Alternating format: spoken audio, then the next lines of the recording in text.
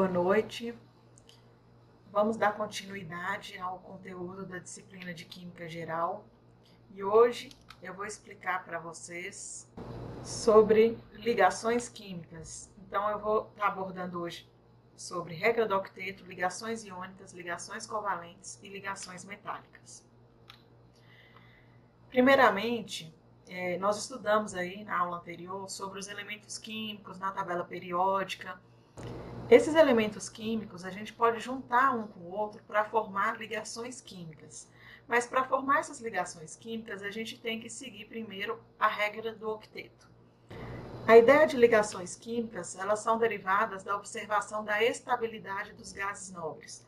Na última aula eu expliquei para vocês sobre os gases nobres na tabela periódica e eu falei para vocês que ele está lá no grupo 18 e que tem 8 elétrons na última camada.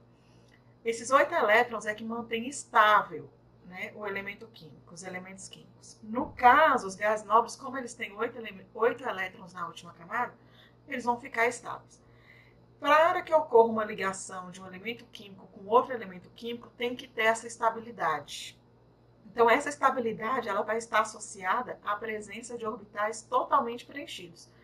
Os orbitais são as camadas e a última camada ela tem que estar totalmente preenchida, no caso, com a estabilidade de 8 elétrons.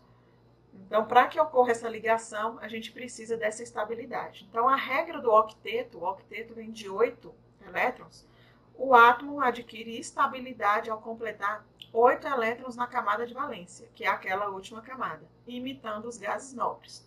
Então, a configuração geral aí, né, de 8 elétrons, é NS2, NP6. 2 elétrons mais 6 aqui dá 8 elétrons, que é essa questão aqui desses quadradinhos aqui dos orbitais. Essa regra vai ser válida somente para os elementos representativos, que na última aula eu expliquei para vocês falando a questão de elementos representativos são aqueles elementos que terminam com S2 ou terminam com P6, que é 1A, 2A, 3A, 4A, 5A, 6A, 7A e 8A. No caso, aqueles elementos lá do meio são chamados elementos de transição, então, e essa regra não serve para eles, só serve para aqueles elementos representativos. Então, para adquirir estabilidade, um átomo ele pode ganhar, perder ou compartilhar elétrons. Eu estou dando um exemplo aqui do sódio. O sódio, ele tem aqui, ó, na sua primeira camada, ele tem 2 elétrons. Na sua segunda camada, vamos começar daqui, 1, 2, 3, 4, 5, 6, 7, 8. Ele tem 8 elétrons na sua segunda camada. Na sua terceira camada, ele só tem 1 elétron. Vocês podem ver aqui que ele só tem esse 1 elétron. Então, e no caso do cloro? Então, ele só tem 1 elétron, sódio, então ele faz parte da família 1A. No caso do cloro, ele tem 2 elétrons na primeira camada sua. Na segunda camada, vamos começar daqui, ó. 1, 2, 3, 4, 5, 6, 7, 8 elétrons na sua segunda camada. E na terceira camada, ele tem 1, 2, 3, 4, 5, 6, 7 elétrons.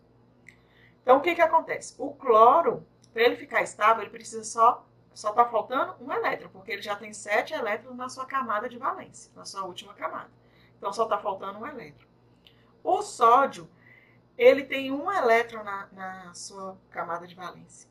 Para 8 elétrons, precisaria de mais 7. Então, aqui no caso, mas aqui na sua segunda camada, ele tem 8 elétrons. Então, o que acontece? Em relação ao sódio, ele vai ficar mais estável se ele, né, doar esse elétron. Por isso que eu coloquei aqui, ó, e ficaria mais nobre, por causa da questão dos gases nobres, por ser 8 elétrons na última camada, sem este meu elétron no terceiro nível, que é nessa terceira camada aqui. Se você quiser, eu lhe dou este meu elétron. Então, ele, como ele só tem 1 elétron, a tendência dele é de doar esse elétron. No caso do cloro, como tem 7 elétrons na última camada, ele vai ficar mais estável se ele receber 1 elétron. Então, no caso, o sódio não está querendo doar elétrons e o cloro não está querendo receber elétrons, então o sódio doa esse elétron para o cloro e o cloro vai ficar com 8 elétrons na sua última camada. Por isso que eu pus aqui, oba, obrigado, estava mesmo precisando de mais um elétron para adquirir estabilidade. Então, esse elemento químico, ele pode se ligar a esse aqui facilmente, porque esse aqui o sódio vai doar esse elétron para o cloro, e ele vai ficar estável aqui na sua última camada com 8 elétrons. E quais são os tipos de ligações químicas que existem? Existem 3 tipos. Existe a ligação química metálica, iônica e covalente. Eu pus um resuminho aqui que a metálica vem de metal. Os elementos químicos que são metais, quando eles se ligarem entre eles, metal com metal, vai formar uma ligação metálica. Para formar a ligação iônica, vai ser a ligação de um metal com um ametal. E para formar a ligação covalente, vai ser uma ligação entre os ametais com ametais. Aqui eu especifiquei mais ainda a ligação iônica, fiz um resuminho até das características de cada uma, eu vou explicar mais detalhadamente. A ligação iônica é quando ocorre transferência de elétrons, e ela vai ocorrer quando o metal liga no hidrogênio, quando o metal liga no semimetal e quando o metal liga no ametal. A ligação covalente, ela ocorre através de compartilhamento de pares de elétrons e vai ocorrer quando um ametal liga no hidrogênio, um ametal liga no semimetal e um ametal liga no ametal. O hidrogênio também pode ligar nesse hidrogênio com semimetal, hidrogênio com ametal. E as ligações metálicas, elas vão ocorrer, uma característica delas são os cátions de elementos metálicos envoltos de uma nuvem eletrônica, e vai ocorrer quando um metal se liga a outro metal. Então vamos começar aí detalhando sobre as ligações iônicas. As ligações iônicas também são chamadas de eletrovalente ou heteropolar. Ela vai ocorrer com a formação de íons, que eu já expliquei para vocês, dos cátions e os ânions, carga positiva e carga negativa. Sempre um dos átomos vai perder elétrons, enquanto o outro vai receber elétrons.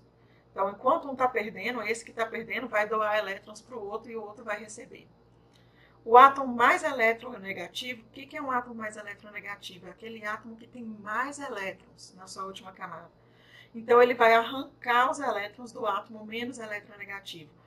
O que é um átomo menos eletronegativo? Aquele elemento que tem menos elétrons na sua camada de valência. Então, pegando mais uma vez o exemplo aí do sódio e do cloro, só mostrando aqui que o sódio tem um número atômico 11, fazendo a distribuição eletrônica de acordo com o diagrama de Linus-Pauling, nós temos aí 1s2, 2s2, 2p6, 3s1. Se a gente somar aqui, 2 mais 2, 4, 4 mais 6, 10, 10 mais 1, 11, deu os 11 elétrons. O cloro tem um número atômico 17, e a distribuição eletrônica, de acordo com o diagrama de Linus-Pauling, é 1s2, 2s2, 2p6, 3s2 e 3p5. 2 mais 2, 4. 4 mais 6, 10. 10 mais 2, 12. 12 mais 5, 17, dando o número atômico aqui, 17. Então, são 17 elétrons aqui. Então, só para mostrar aqui que 3s1, esse 1 aqui faz parte a sua última camada, é a terceira camada, e tem um elétron na terceira camada, mostrando aqui o sódio, tem só um elétron na sua terceira camada, primeira, segunda, terceira. No caso do cloro, a terceira camada dele, que é a última camada, tem 2 mais 5, são 7 elétrons na sua última camada, que é a terceira.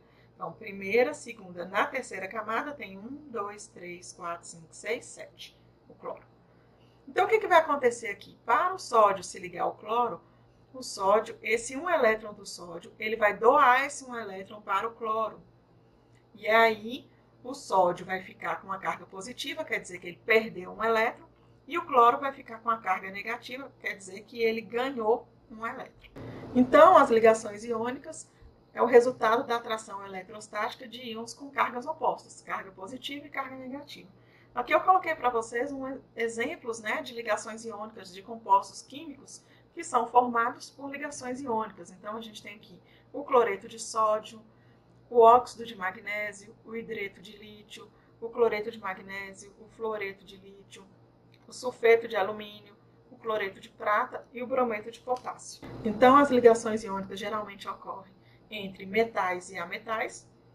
Os metais, eles são bastante eletropositivos, ou seja, eles são menos eletronegativos, porque tem menos elétron na última camada, então eles são mais positivos. E eles tendem a formar cátions, que é perder os elétrons e ficar com uma carga positiva.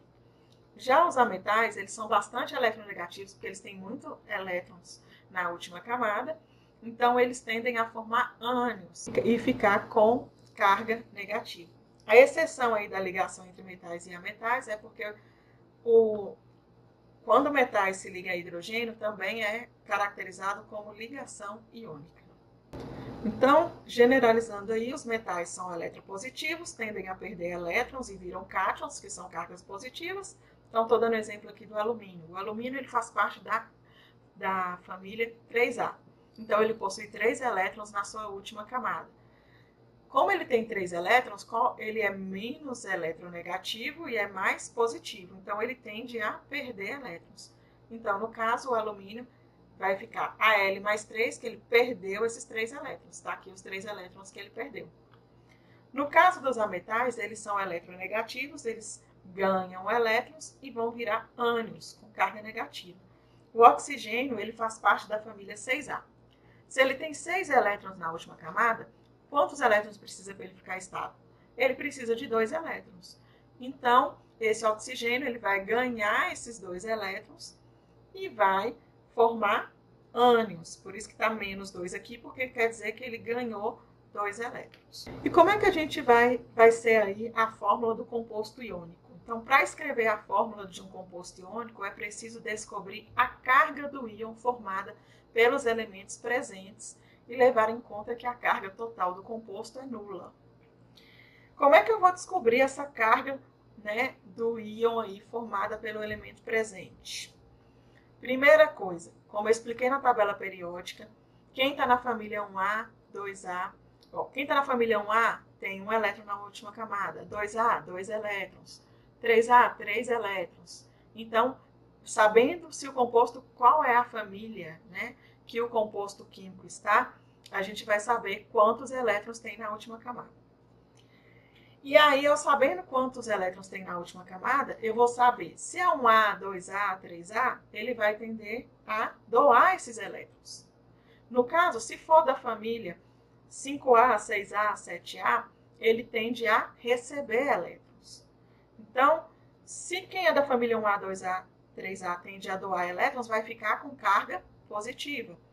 Quem é da família 5A, 6A, 7A, tende a receber elétrons, vai ficar com carga negativa. Mas vai receber quanto de elétrons? Se é da família 5A, vai receber, precisa de 3 elétrons para ficar estável com 8.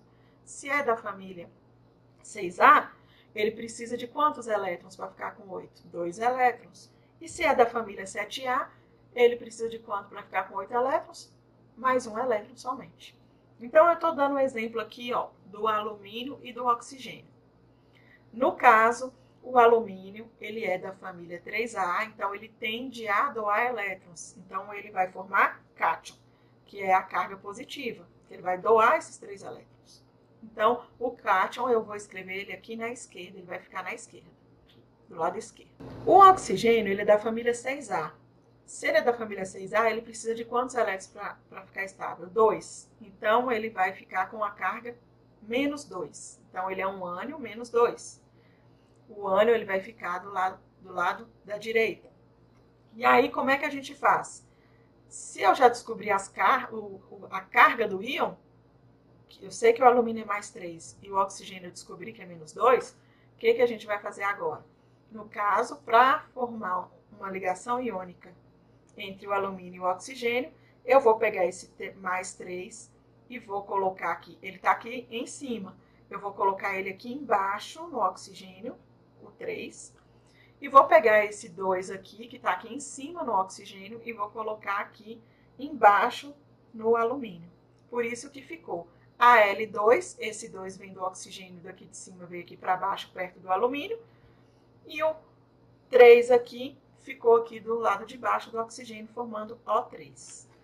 Então, a fórmula geral de um composto aqui, só mostrando AX mais B, Y mais, vai ficar como? O X vai vir para o lado do B e o Y aqui em cima do B vai para o lado do A. Quais são as características dos compostos iônicos? Eles são sólidos à temperatura ambiente, né? São sólidos cristalinos, aqui estou mostrando por aqui, o cloreto de sódio. São duros e quebradiços. Conduzem corrente elétrica quando fundidos em solução. Eu dei um exemplo aqui, ó, mostrando aqui um composto, uma solução e um composto com uma lâmpada aqui para mostrar para vocês, né, se está gerando energia. Aqui eu colocou aqui só água destilada. Vocês podem ver que só a água destilada aqui não acendeu a luz. Então a água destilada não conduz corrente elétrica. Aqui está mostrando o composto sólido aqui, ó, cloreto de sódio, por exemplo, o sal. Tá vendo que não acendeu a luz. Então aqui, ó, tem íons positivos e negativos, eles estão fixados, que é uma característica de um composto sólido, que eu já expliquei anteriormente, e não vai conduzir corrente elétrica, não acendeu a luz. Agora, se eu pego essa água e misturo com esse sal aqui, então quando eu formo uma solução, os íons positivos e negativos, eles vão se mover, que aí já vai estar misturado aqui o sólido com a água aqui, e aí vai conduzir corrente elétrica, tanto que aqui vocês podem ver que acendeu a luz. Uma outra característica aqui das ligações iônicas é que elas possuem alto ponto de fusão e de ebulição. Já as ligações covalentes, também chamadas de molecular ou homopolar, elas vão ocorrer através do compartilhamento de um par de elétrons entre átomos que possuem pequena ou nenhuma diferença de eletronegatividade. No caso, as ligações covalentes não há formação de íons. Só mostrando aqui para vocês. O hidrogênio, ele é da família 1A, ele possui só um elétron. Tem um elétron aqui. Se eu for ligar um hidrogênio com o outro, então um hidrogênio tem um elétron, o outro hidrogênio tem um elétron. Eu tinha explicado para vocês da regra do octeto, né, da estabilidade lá com 8 elétrons. O hidrogênio é a exceção, que ele fica estável com 2 elétrons na sua camada. Ele é a exceção. Então, aqui no caso, para um hidrogênio se ligar a outro hidrogênio, para ele ficar estável, porque ele é a exceção, ele vai ficar estável só com 2 elétrons na sua última camada, na sua camada, que é a única, né, porque o hidrogênio só tem uma camada. Ele vai compartilhar um hidrogênio, possui um elétron, esse outro hidrogênio possui outro elétron. Então, ele vai compartilhar um elétron com o outro. Então, no caso, quando há esse compartilhamento, tá vendo que os dois hidrogênios, eles ficam com 2 elétrons. Esse compartilhamento é como se fosse um empréstimo. É um empréstimo que os dois usam ao mesmo tempo. Existem 2 tipos de ligações covalentes, a ligação polar, que ocorre entre átomos diferentes, e a ligação apolar, que ocorre entre átomos idênticos. Eu vou especificar, vai ter uma aula só sobre polaridade, e eu vou detalhar isso aqui mais na frente com vocês. As ligações covalentes, elas ocorrem geralmente entre ametais e hidrogênio, ou ametais entre si, desde que há diferença de eletronegatividade menor que 1,7. Então, pode ocorrer entre hidrogênio e hidrogênio, como o exemplo que eu dei no slide anterior. Pode ser um hidrogênio com um ametal ou um ametal com um ametal. Então, esse par eletrônico compartilhado, ele é formado por um elétron de cada átomo ligante. Então, eu vou dar um exemplo aqui para vocês do cloro, em relação ao Cl2. O cloro, ele tem número atômico 17. Então, se eu fizer a distribuição eletrônica aqui, ó, 1s2, 2s2, 2p6, 3s2, 3p5, dá 17 elétrons. Na sua última camada, sua camada de valência, tem 2 mais 5, 7 elétrons na sua última camada. Para ele ficar estável, ele precisa de quantos elétrons? Somente 1. Só que aqui eu estou mostrando para vocês um cloro se ligando a outro cloro. Então, um cloro tem 7 elétrons, e o outro cloro também tem 7 elétrons na sua última camada. Não tem como esse cloro aqui doar elétrons para esse outro, porque se o primeiro cloro doa elétrons para o segundo, esse fica com 8, mas esse aqui vai ficar com 6. Então, esse aqui não vai ficar estável. Então, quando acontece isso, porque anteriormente eu tinha explicado para vocês da ligação iônica, um elemento químico doando elétrons para o outro. No caso aqui, não dá para ser feito isso, porque um vai ficar estável e o outro não. E a ligação química, ela ocorre com estabilidade. Então, nesse caso, como é que vai ser? Eles vão compartilhar um elétron entre si. Então, se esse verdinho compartilha o elétron com o vermelhinho aqui, o verdinho vai ficar com 8 elétrons. E o vermelhinho compartilhando o elétron com o verdinho, ele vai ficar também com 8 elétrons. Então, vocês estão vendo que eles estão, cada um está emprestando um elétron para o outro, mas eles estão usando o elétron ao mesmo tempo. Por isso que a gente fala de compartilhamento de par de elétrons, porque tem um par de elétrons compartilhados aqui. Se a gente for contar aqui, esse elemento químico aqui vai ter 2, 4, 6, 8 elétrons, o vermelhinho, e 8 elétrons aqui também. 2, 4, 6, 8 elétrons. Se está estável, vai ter ligação química entre eles, formando aí o Cl2. Quando está demonstrado assim, o que eu demonstrei em triangulinho, um triângulo, mas eu posso demonstrar também em bolinhas, é chamado de fórmula de Lewis. Se eu escrevo Cl2, quer dizer que é um cloro ligado a outro cloro, Cl2. Então, essa aqui é chamada de fórmula molecular. E quando eu ponho assim Cl, tracinho Cl, é chamado de fórmula estrutural, que é um cloro ligado a outro cloro. As características dos compostos moleculares, eles são em geral líquidos ou gasosos nas condições ambientes, mas também podem ser sólidos e fundem-se facilmente. Eles possuem baixo ponto de fusão e ebulição, não conduzem corrente elétrica, com exceção aí dos ácidos em solução aquosa e o carbono grafite, e são formados por moléculas. Aqui, em relação à questão da polaridade aqui, que é as ligações covalentes, que eu tinha falado para vocês que existe a ligação polar e apolar, as ligações covalentes elas são afetadas pela eletronegatividade dos átomos ligados entre si. Dois átomos de eletronegatividade igual formam ligações covalentes não polares, também chamadas de apolares. Então, tá vendo que são átomos idênticos, ligações apolares. Quando são átomos diferentes, né, e tem aí, né, uma desigualdade na eletronegatividade, nós chamamos de átomos de ligações polares. Então, aqui só mostrando para vocês, átomos idênticos, ligação covalente apolar, átomos diferentes com diferença de eletronegatividade, ligação covalente polar. Como eu falei, vai ter uma aula especificando, detalhando mais isso aqui para vocês. E as ligações metálicas é uma ligação desorientada, vai ser constituída aí por elétrons livres, que vão ficar entre os cátions dos metais. Então, estou mostrando aqui para vocês as cargas positivas, né? Os cátions, cargas positivas, e vão ficar os elétrons aqui no meio aí, né, dessas cargas positivas, constituindo o que a gente fala de mar de elétrons. Então, os metais, que são as cargas positivas, são constituídos por cátions mergulhados em um mar de elétrons. Aqui só mostrando para vocês o cobre mais 2, que é da família 2A. Então, é um cátion, está aqui no meio dos elétrons. As ligas metálicas, elas são uniões de dois ou mais metais, podendo ainda incluir semimetais ou não metais, mas sempre com predominância dos elementos metálicos. Então, elas sempre vai ter mais metais aí para formar essas ligas metálicas. Então, existe grande movimentação eletrônica entre as ligações metálicas, tem boa condutividade térmica e elétrica e alta maleabilidade e ductibilidade. Só mostrando para vocês aqui, né, metais como o fósforo, o cobre, o molibdênio, o níquel, o silício, o manganês, o carbono e o cromo. Então, finalizamos aí essa aula de ligações químicas e aí vou disponibilizar para vocês o estudo dirigido. Muito obrigada e até a próxima aula.